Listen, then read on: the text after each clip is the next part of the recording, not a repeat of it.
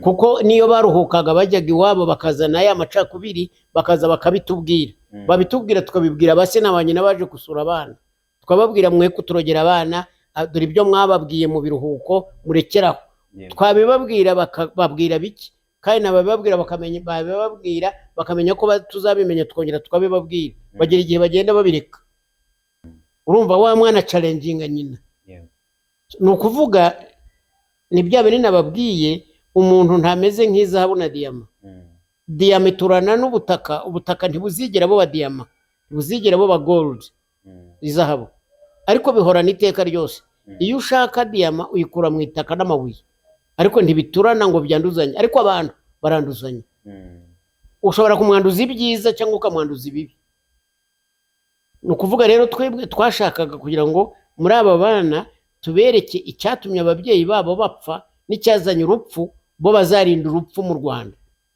ibintu byo twagombaga gukora muri education yacu icya mbere abana bari bafite ibikomere mu mitima yabo bari barabonye ababyeyi babo bapfa bamwe bari barabonye ababyeyi babo babatema twari dufite umwana w'umukobwa bari baraciye urutoke ruvaho urundi ari igice afite n'igisebe mu mutwe baramutemye ababyeyi bo bombi barabishe ubu ni umuganga twavuraga ibikomere byo mu mitima first as a mission kuko yaba ari wa wundi se yishe yaba ari wa wundi wiciwe ababyeyi nawe agakomeretswa bose barafite trauma umwe arafite trauma yo gucirwa n'urubanza rw'ibyo ababyeyi bakoze undi arafite trauma y'ibyakorewe ababyeyi be twavuraga trauma icyo ni kimwe cya kabiri twagombaga kubaka character kubaka ubuntu mu bana icya gatatu kwari kubaha academics na excellence kugira ngo baba abahanga ariko ari bazima ngo baje bakora analyse ya context context ni ibihe abantu bagezemo n'u Rwanda rugezemo ubu Rwanda rwateye imbere rumeze nka rwa rundi rw'igihe cya jenoside uko nicyo nakubwiye cy'abayobozi abayobozi ba mbere bazanye jenoside bazana ubuhunzi ariko aba bayobozi dufite bazanye aya mahoro turiho twinjoyinga urubyiruko ruriho ubu ngubu ruratese rubyirukiye mu bukire bubyirukiye kuri za kaburimbo bubyirukiye mu nkweto bubyirukiye urumva abandi twagombaga kubigisha kuryama mu mashuka ariko abubu utamuhaye ishuka ngo muhe inkweto utamujyanye ku ishuri mu modoka ntiyiga ntabwo bikunda uba abawe nutabashakira imodoka kakubayeho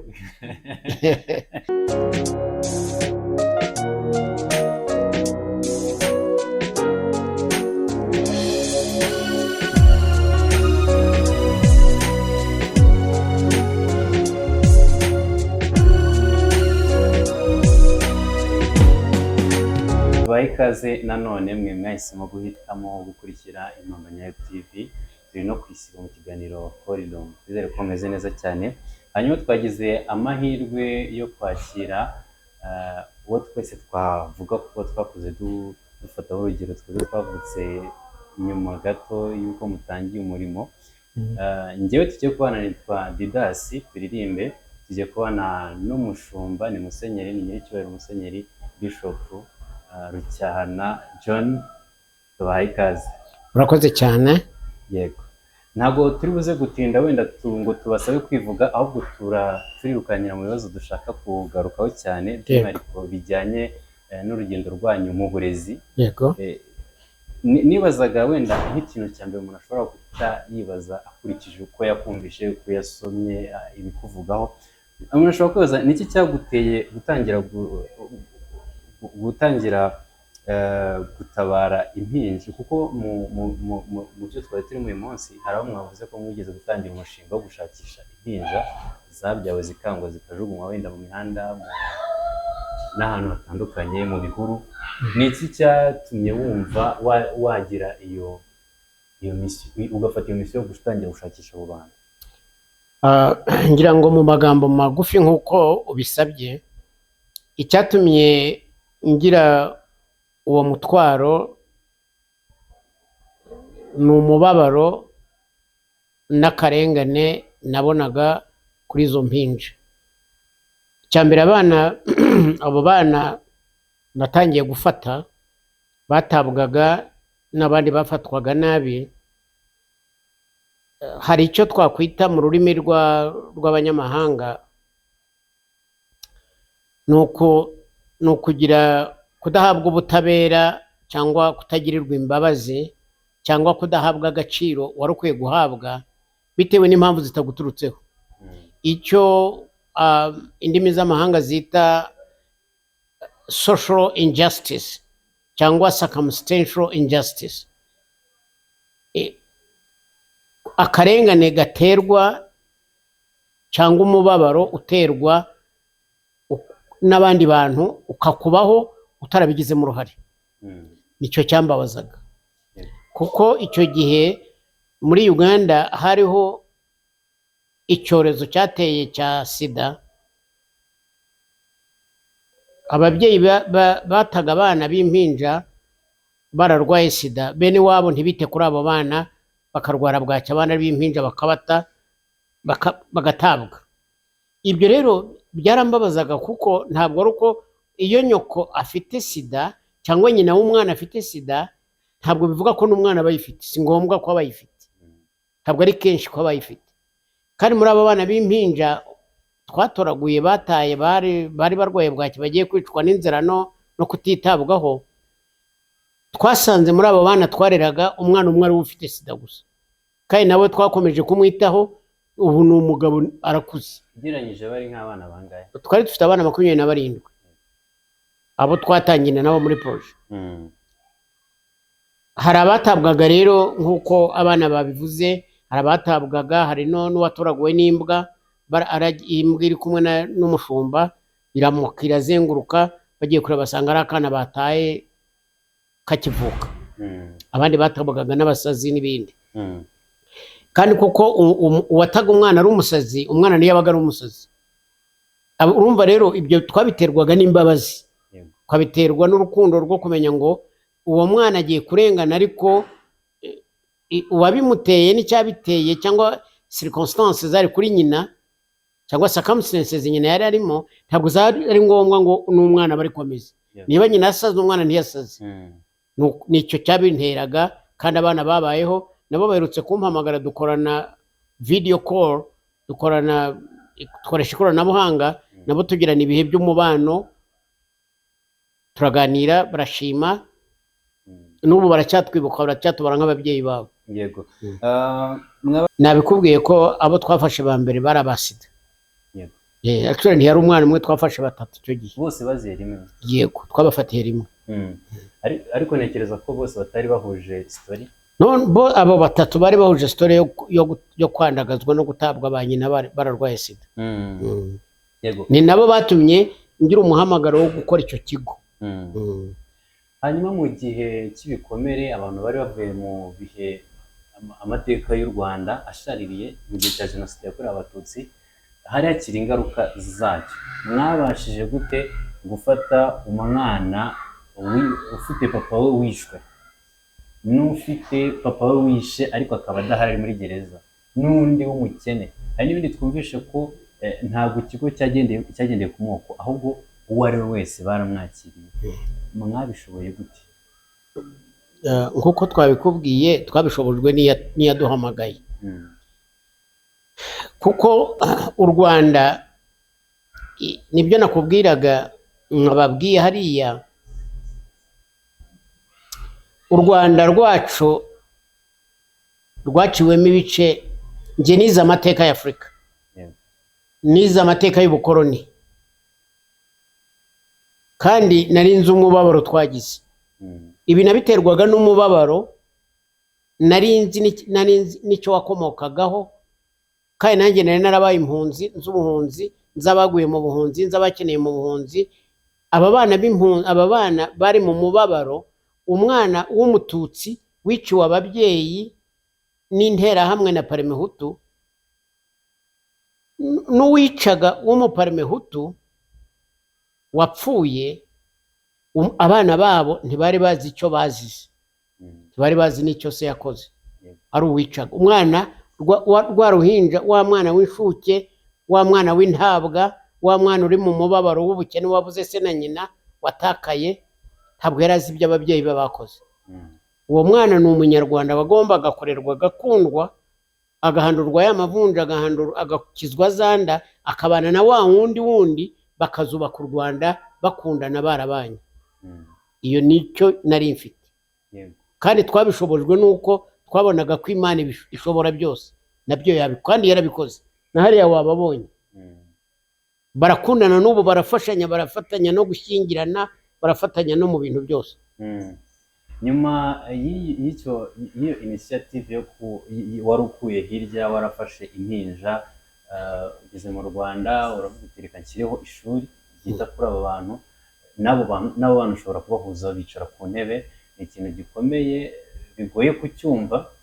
Umuntu ashobora kwibaza ngo wese no kucyumva byari bigoye no kubarera ubwabyo, kuko niyo baruhukaga bajyaga iwabo bakazana ya macakubiri, bakaza bakabitubwira, babitubwira tukabibwira abase na nyina baje gusura abana, tukababwira mwe kuturogera abana, dore ibyo mwababwiye mu biruhuko murekeraho.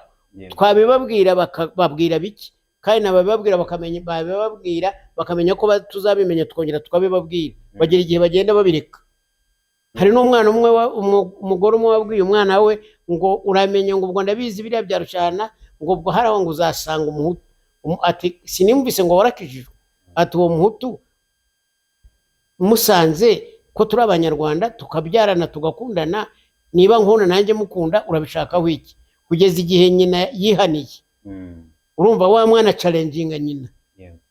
Ni ukuvuga ni bya binini nababwiye, umuntu ntameze nk'izahabu na diyama. Diyama iturana n'ubutaka, ubutaka ntibuzigera buba diyama, ntibuzigera buba gold, izahabu, ariko bihorana iteka ryose. Iyo ushaka diyama uyikura mu itaka n'amabuye, ariko ntibiturana ngo byanduzanye, ariko abantu baranduzanya. Ushobora kumwanduza ibyiza cyangwa ukamwanduza ibibi.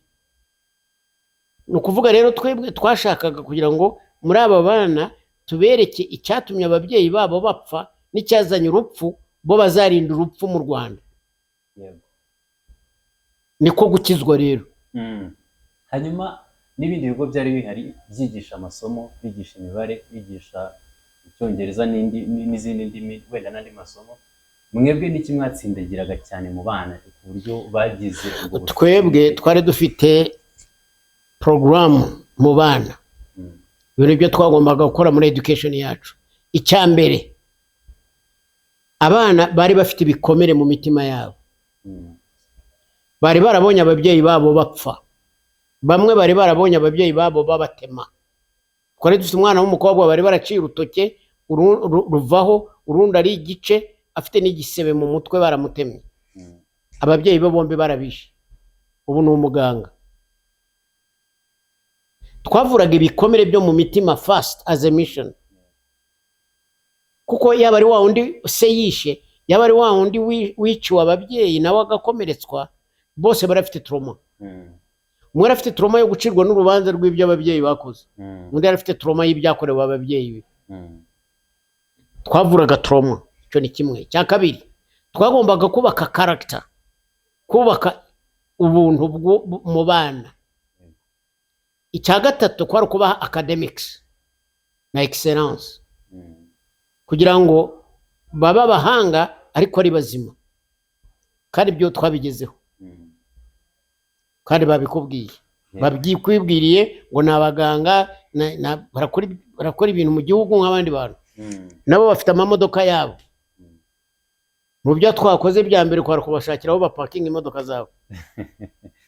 Yego, hari abarimu nanone twabashije kuganira, batubwira ko bahuye n'akazi katoroshye nubwo bari bafite inshingano kandi nabo barimo kugakora. Bati hari umwana wazaga rwose atazi no kwambara inkweto, hari abo twuzaga, hari abo twahanduraga amavunja, hari abatari bazi kujya muri toilette ngo baflashinga amazi. Toilette bari barayibonye iwabo ntazabagayo. Ngo hari n'abajyaga kuryama bakaryama hejuru y'amashuka, we ahubwo bakayakuraho bagasigara ku gitanda gusa n'ikiringiti. Yego, ni imbamutima zawe, kuko batinyaga ko babyanduza bakabakubita, kuko bari bazi ko nibabyanduza bari bo bakubita bakabikuraho bakaryamiraho. Yes, nari nshaka kubaza imbamutima zanyu iyo mubonye umwana yararangije kaminuza mwaramwakiyemeza. Well, urumva nawe no gushima Imana, kuko ubu ngubu uzi ko mwebwe bato ba .com n'abandi si namwe abato gusa na kera kose umuntu aba ashaka umutungo ngo agwize umutungo we azawuraga abana be, ariko twebwe bari abana niwo mutungo wacu kuko twabinvestinzemo umutima wacu n'urukundo rwacu n'igihe cyacu n'ibindi byacu kugira ngo bashobore kuba uko bameze kuriya. Iyo bameze kuriya rero twumva ari umunezero kuko tumva twe twarabonye inyungu. Iyo ucuruje ukabona inyungu uranezerwa, ushima Imana. Hari umucuruzi hariya mu mujyi wajyaga avuga ngo iyo atabonye inyungu mu bucuruzi bwe ngo abana be ntibaryaga. Ubu rero twebwe buriya twabonye inyungu mu kwitanga kwacu, niyo nyungu buriya twumva dushimira Imana kuko twabonye inyungu zo kwitanga kwacu. Bariya abana niyo nyungu yacu. Ariko umuntu ashobora kwibaza ngo igihe mwamaze muri kumwe n'aba bana yego ni inyungu, ariko uko byagenda kose urugendo rungana kuriya hari circumstances, hari barriers, hari imbogamizi mwagiye muhura nazo, ariko hari n'ibintu bizima motivation. Hari cyabateye motivation, muraza kudufasha ku mbogamizi mwahuye nazo, ariko mutubwire n'icyaba motivaga ku buryo mwarenze izo mbogamizi mukagera kuri iyo success. Icya mbere ndi umuvuga butumwa. Yesu yarangijije ndi impunzi, ndi mu buhunzi. Kumenya Imana byahinduye ubuzima bwanjye. Icyamotivaga ni ukugira ngo bariya abana bazamenye Imana, bakire, bakizwe, bakire, bazaba abanyarwanda bazima. Iyo niyo motivation ya mbere. Motivation ntabwo ari inyungu. Nibyo nari mfite bya investment by'imitungo nabyinvestingaga muri bariya abana kuko naguraga amatike kujya kubashakira ibibatunga nuko babaho neza. Bakubwiye ko baryaga imigati bakanywa amata, yego president, n'inyama baraziryaga n'ibindi, baryaga amafi, baryaga ibyo byose twabikoraga kugira ngo tubavure kwa kurya kubi bari yari bato, tubavure imirire mibi yo mu mubiri, tubavure na trauma yo mu mutima, bazagira igihe noneho babzobinga na academics. Iyo ni motivation. Ntabwo ari motivation, ntabwo ari kuvuga ngo barampa pocket money, barampa argent de poche. No, ni yanjye yacu ya famille twainvestingaga muri bariya abana. Kandi nta n'uwari kumva motivation kuko nta n'uwumvaga iriya vision. Urumva motivation yari kuvayo. Motivation yavuga kuri ya Mana yampamagariye gukiza ubugingo bw'abariya abana. Kandi Imana ntiyangiriye nabi. Yego. Noneho imbogamizi zikabiziye. Imbogamizi nari mfite nuko abo twakoranaga benshi batabyumvaga. Imbogamizi nari mfite nuko abarimu bize ubwarimu bazaga kwigisha ariko batabona ya vision yo kuvura ibikomere byo mu mutima, kuko ibyo si byo bize muri methodologie d'education. Nagombaga kubanza kubakorera za seminaire zo kubigisha mission dufite yari yuko iteye. Nabari abagore wumvise batanga ubuhamya, nagombaga kubakorera amahugurwa kubereka ko bagiye kuba ba metron, ariko umurimo wabo ukomeye ari uwo kuvura ibikomere by'umutima w'abana. Ikintu gikomeye. Kandi ikindi cya kabiri, nabo abandi bandi twakoranaga ntabwo babyumvaga kuko babonaga ari ikintu kuvanga abana babacitse ku icumu tukiva muri jenoside ukabavanga n'abana b'abacengezi, ibyo bitaga abahutu n'abatutsi n'abatwa. Ntumvize uriya mwana washigejwe inyuma n'amateka n'abandi ukabavanga bose kugira ngo babe abanyarwanda. Nyuma ya jenoside n'abacengezi bagihari, nta barimu mwahuye nabo bagifite iyo myumvire se? Bari bayifite, baje bayifite. Bamwe barakubwiraga bati ntitwabishobora, abandi bati katugerageze. Nahoraga mbakorera amahugurwa, nkorana inama nabo kugira ngo dukomeze dutere imbere. Bamwe bakavamo bakagenda, ngafata abandi ngashaka abandi. Wari musenyeri, wari uyoboye diocese, sinzi no Yashyira n'ubundi icyo gihe. N'ubundi yaritwa Shyira. Yitwaga Shyira. Yego. Ariko tuva Shyira ku gasozi ka Shyira tuza hano mu mujyi. Wari umuyobozi wa diocese ya Shyira. Kubihuza n'uburezi byarorohaga kurerera igihugu uri no muri cyane rwose cyacyo. Nibwo butumwa bwiza, niko kuvuga ubutumwa nyako, niko kuri muri Bibiliya buriya. kuko kubaka katedrali nayubatse nyuma yo kubaka Sunrise. Kubaka katedrali nayubatse nyuma yo gusana ibitaro n'amashuri yari yarashengwe n'abacengezi. Niwo murimo w'itorero. Iyo witegereje urubyiruko rw'ubu uyu munsi naho icyerekezo cyawe cyari kiri ujya kubaka ishuri rya Sunrise, ubibona utihuza ute n'intumbero yawe ufite? Ubu ngubu biragenda bihinduka, nibyo nahoze mbwira abana ngo baje bakora analyse ya context. Context ni ibihe abantu bagezemo n'u Rwanda rugezemo. Ubu Rwanda rwateye imbere, ntirumeze nka rwa rundi rw'igihe cya jenoside. Uko nicyo nakubwiye cy'abayobozi. Abayobozi ba mbere bazanye jenoside, bazana ubuhunzi, ariko aba bayobozi dufite bazanye aya mahoro turiho twinjoyinga. Urubyiruko ruriho ubu ngubu ruratese, rubyirukiye mu bukire, bubyirukiye kuri za kaburimbo, bubyirukiye mu nkweto, bubyirukiye, urumva abandi twagombaga kubigisha kuryama mu mashuka, ariko abubu utamuhaye ishuka ngo muhe inkweto, utamujyanye ku ishuri mu modoka ntiyiga. Ntabwo bikunda. Uba abawe nutabashakira imodoka kakubayeho. So, nukuvuga rero context mugomba kwiga kuzana agakiza no kuzana ubwenge mu bana muri context barimo, kuko nimo barakira muri uwo muteto w'ibyinshi w'ubukire murimo, bazakira ariko be gukira mu mitima no mu mutwe. Mugomba no gushaka uburyo mubavura ubukire, kuko ubukire nabwo ni indwara. Ushobora kubabera indwara yo mu bwonko. Birahura na rya jambo avuze ngo hari abize bavuga indimi neza bafite n'amafaranga ariko barya amabuye. Yego rwose. Kurya amabuye icyo ari cyo? Uraza kudufasha kugisobanurira abantu? Oya, ntabwo ndi butinde muri interview.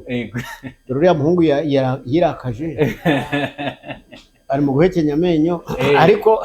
Ariko icyo nshaka kukubwira, kurya amabuye ni ugushaka umutungo utakoreye, ugashaka inyungu yihuse, nka ya yindi Satani yashukaga Yesu ngo nafata ibuye rigira umugati, kuko arazi ko ashobora kubikora, ari umwana w'Imana. Yategeka amabuye akaba imigati. Undi atereka reka, ntabwo tuzabeshwaho no kurya imigati gusa, tuzabeshwaho n'ijambo ry'Imana. Ni ukuvuga abubu barashaka gukira badakoze, barashaka ibyiza byinshi batakoreye, batazi naho biturutse, kuko bayoye iby'abandi, bayoye ibya leta, bayoye ibya kampani bakoreye.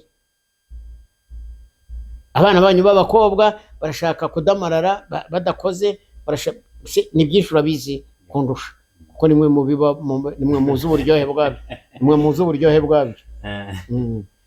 Ikibazo niko kurya amabuye uko. Ndumva none birasobanutse. Ikibazo gisatira cya nyuma umugani, ntabwo ufite umwanya uhagije. Umuntu uzagaruke. Nzagaruka vuba cyane. Yego. Umuntu wumvishe ikiganiro gito tugiranye, uko biri kose hari icyo yumvishe, cyane cyane kuba wararokoye abana b'Abanyarwanda by'umwihariko muri biriya bihe bitari byoroshye, ariko yagira amatsiko. Yego, hariho igitekerezo cyavuye twavuzeho, ariko ninde umuntu nawe wigeze kurokora ubuzima bwa Musenyeri Rucyahana, agakora ikintu rwose nawe ukavuga uti ndarokotse? Umuntu cyangwa narokowe na Yesu mu byo twita kurokoka, narokowe n'Umwami Yesu. Ariko wavuga uti uwagufashije, waguteye umuhati mu rugendo rwawe ni uwuhe? Ejo nzajya gusura Padiri Medare Kayitakibwa. Igihe ya myaka ya Trokome wumvise Bishop Corina avuga batwirukanyemo, twari dukennye cyane ku buryo ntitwashoboraga kujya gusura iwacu iyo bagiye mu mpunzi. Twari twarasigaye mu Rwanda kandi twakundaga kwiga, ariko twenda twari twambaye, tukabutura twari twambaye, twari twatangiye kudodoka hano hepfo, indodo zinagana hano, urumva? Amashati atangiye kudodoka ku maboko. Atugurira imyenda, aratwambika, kandi acecetse, adashaka ko n'abandi bana babimenya. Ariko atugurira imyenda, adufata neza, aduha karja de poche, turiga, turangiza umwaka wa kabiri n'uwa gatatu, ariko aradufasha. Urumva uwo yaduhaye encouragement, yego. uwo yaduhaye support. Ibyo yarabinkoreye, hari n'abandi yabikoreye. So mu buzima rero ugenda umuntu ugira umuntu ugenda agufata ku kuboko, wajya kugwa mu kinogo akagukuramo.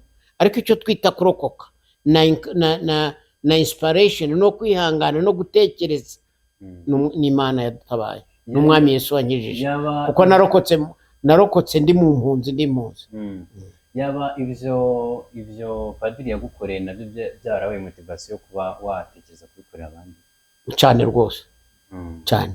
Ni kimwe mu byo nibyubatse bwa bugingo, kumenya ngo iyo umuntu agufashe ukuboko, nawe ushobora gufata undi ukuboko. Tugana ku musozo w'ikiganiro rero, uko biri kose hari abantu bategereje kumva impamba. Niba wabyumvise neza, harimo Impamba Nyayo TV. Hari abantu bakeneye kumva impamba iraturuka muri Musenyeri, bari bugendereho muri uyu mwaka. Nabaha ubutumwa. Icyampa abana b'u Rwanda, icyampa abanyarwanda, ababyeyi, cyane cyane urubyiruko, kumenya ko u Rwanda rutazaba uko dushaka ko ruba tutabigizemo uruhare. Ubu tujya twicara na madamu tugasenga, ukumva ngo i Muhanga bishe umugabo yishe umugore, ukumva ngo hari umugore wapfuye bamusanze yapfuye, ukumva ingoma undi yapfuye, ukumva impfu zigenda zibaho, ukibaza igituma izo mpfu kera zitabagaho, kuki ubu ziriho. Ibi biterwa nuko abantu banduye. Byari nakubwiye by'abantu banduza abandi. Kubera ibyabaye, ugasanga abantu barataye ubumuntu, barwanira ibintu, barya amabuye, barwanira amabuye barya, abandi basahurana, abandi bagira bati noneho n'umujinya no kutagira imbabazi no kutagira agaciro k'ubuzima bwa muntu. Icyo dusaba abanyarwanda ni ukugarura ubuntu mu bantu, ni ukugira imbabazi no kumenya ngo icyiza cy'igihugu, icyiza cy'u Rwanda tuzakigeraho kubwo abanyarwanda bagikoreye, kugira ngo twige gukora investment mu bwiza bw'abantu no mu bwiza bw'u Rwanda rwacu. Murakoze cyane. Thank you.